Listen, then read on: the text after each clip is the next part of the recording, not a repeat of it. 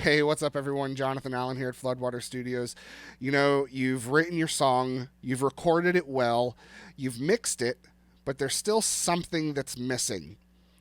We're going to talk about production today, so let's hop into it.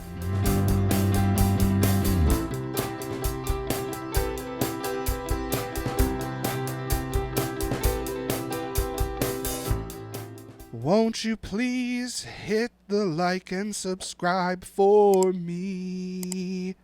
If you'd like to, that'd be awesome. Thanks. So, when we're producing out a track, obviously, we're not trying to necessarily change what we've already recorded per se. Now, obviously, you can go in and tweak things, you can make adjustments with different EQs and effects, and obviously, there's things you can do to shape everything out. But what I'm talking about a lot today is addition of some extra things. Maybe something's missing in one section. Maybe there's a little too much in another section. Trying to balance everything out, trying to just suit the song for what we're looking at. So why don't we go ahead and just hop into Studio One here. And this is a track that we're working on for Eli's album. It's entitled No Roads. We're getting pretty close to getting this album finished up, so we're really excited about that. But even this Sunday, so this song we've had done for a little bit, and I started getting it into the mastering template for everything, and there was just something that wasn't quite finished for a couple of the sections. So let me play some stuff for you real quick. And you'll see here, this is everything that we recorded. Now, I muted the vocals because that needs to be a surprise for when the album comes out. So keep an eye open, and an ear open for that. So that'll be coming soon. But go ahead and grab your headphones here, because we have a lot of stuff that's panned, and you're going to miss that if you don't have either good studio monitors or some headphones that you can actually immerse yourself in the sound here. So if we just listen, starting at verse 2. Now, the intro, verse 1, the small interlude that you can see up here, it's pretty just straightforward. A little bit of guitar, some drums, bass. Just real simple. Kind of almost like an Americana feel, which I can just play a little bit for you here.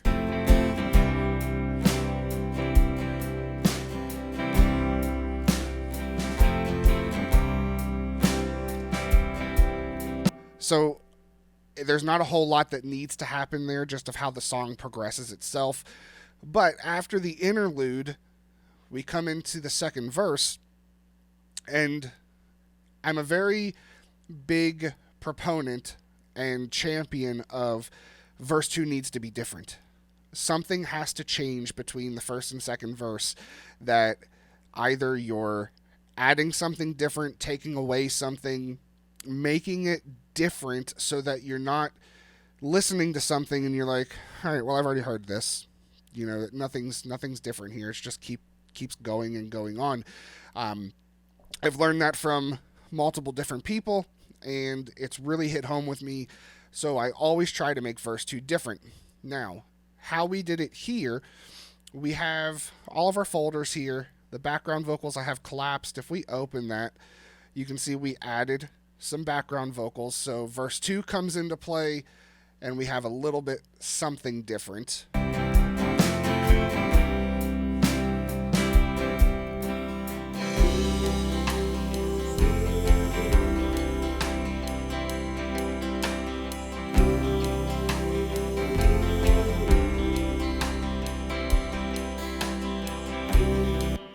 So you can see it's breaking it up. From verse 1, it's just that Americana straight beat.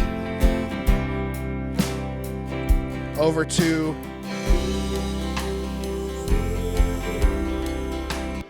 already we're adding something here. We're changing the feel of how that verse is working, which is what we're always trying to do. Evoke more emotion, sink somebody into this song deeper and deeper, grab them in so they don't want to just hit next on Spotify or whatever you're listening to. So that was cool. I love the background vocals like this.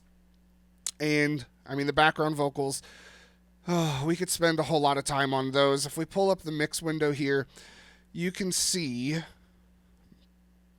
these background vocals. That section, there's 4 different vocals, panning them hard left and right, different parts of them. So you have highs and lows on each side, and everything's just kind of swimming with that room reverb. It's fun. I absolutely love producing out background vocals, and you don't have to do a whole lot to them to get them to sound good. Take about most of the lows that you can, drop some mids, boost some highs. You're going to be golden. Put a big old reverb on there. It's delicious. But it was still kind of missing a little something. We're getting a lot of air with the background vocals, but it's still kind of just in the pocket of everything. And it's, of course, there's reverb on the drums, all except the kick. I never put reverb on the kick, maybe for special occasions, if you're trying to do some sort of different effect for it. But kick, I always have dry.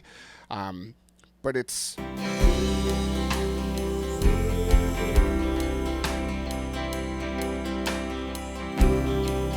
Now, I did change what I was playing on the drums also. First verse, I was playing hi-hat for the verse here. Switched over to the ride cymbal, so it brightens it up a little bit, gives it a little more liveliness to it. But then I was like, there's got to be something, got to be something, got to be something. There's always something. And again, you have to make sure it suits the song. But a simple shaker. I think the shaker was maybe like $20 on Amazon. I'll put a link down in the description if you want to check it out. Honestly, and the cool thing with this, and my daughter grabbed it one day, she was messing around with it, and it spins apart, comes apart, so you can single shaker. You could do it that way. She pulled it apart by accident, and she was like, I broke it. And I'm like, no, you're good. It's supposed to do that. Or you can have that double shaker in there, just more full for everything. It sounds great. Another thing, a simple tambourine. Now, this is a Meinl tambourine. I think it's the recording something or other that they have. I don't know what it's exactly called. I don't remember. It's been a while since I purchased it, but I'll put a link in the description for both of these. Just a shaker and a tambourine. I'll put the prices up on the screen also so you guys can see that. But just adding something as simple as can go a long way. So let's listen when I added that. So I'll turn all those on. And we can see they're right here. I've got them muted right now. So we're going to unmute these. We're going to go back to the start of the second verse where we grab the shakers. I recorded the shaker part twice, split it hard left and right just to give it more depth.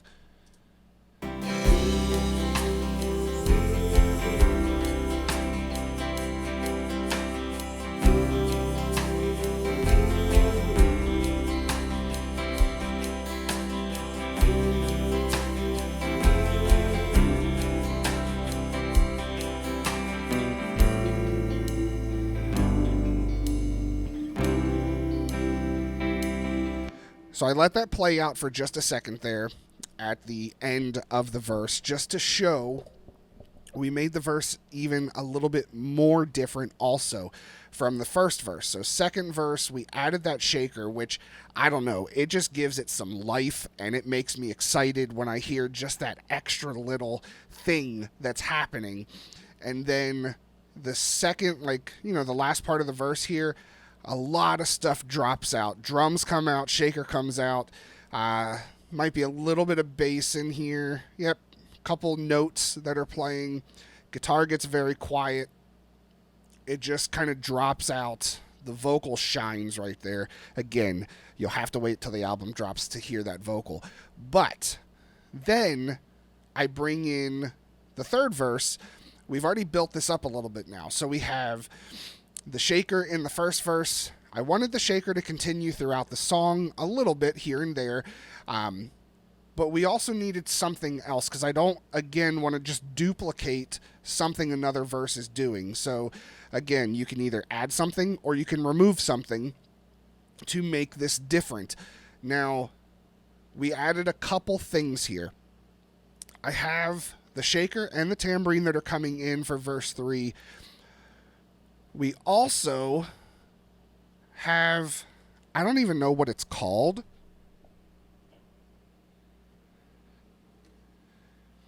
I was gifted this thing. I'm not sure if you can even see the entire thing, but I was gifted this thing. I call it the oar because it looks like an oar. It is 4 strings. Normally, when I got it, it was tuned to an open D. You know, you can tune it to whatever you want to, but this thing sounds pretty cool. It's almost banjo-esque, but it's also a little eerie when you're playing it. So the sound, and I think I did a short on this thing a while ago, but we added this in to the chorus and then kind of flowing into the third verse also. And we also took the tambourine and made like a cymbal swell type of thing. There's a bunch of things happening on this little piece right here, which if we pull up the mix window, we have, oh goodness, we've got plate reverb, quarter note delay, slapback delay, and the half beat delay, all on that one little tambourine part. But for the song, it sounds pretty cool. So let's listen to the end of the chorus going into the vamp, into the third verse, and I'll solo this thing out, which is that little oar that I just showed you, so you can kind of hear what that sounds like, and then you'll hear it, how it kind of just fits in with the guitar, and it just sounds great. I love this thing. So we'll start here, end of the chorus, going into the vamp and third verse.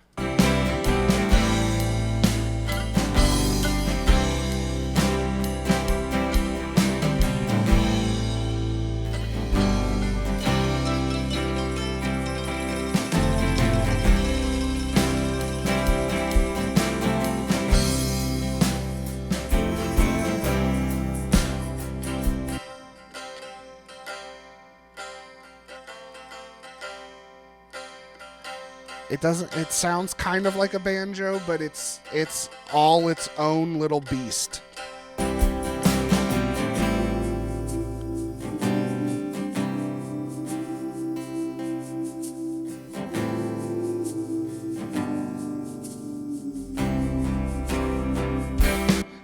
So there, again, I played out the end of that third verse just to show we gave that some variation, also just keeping the shaker in it.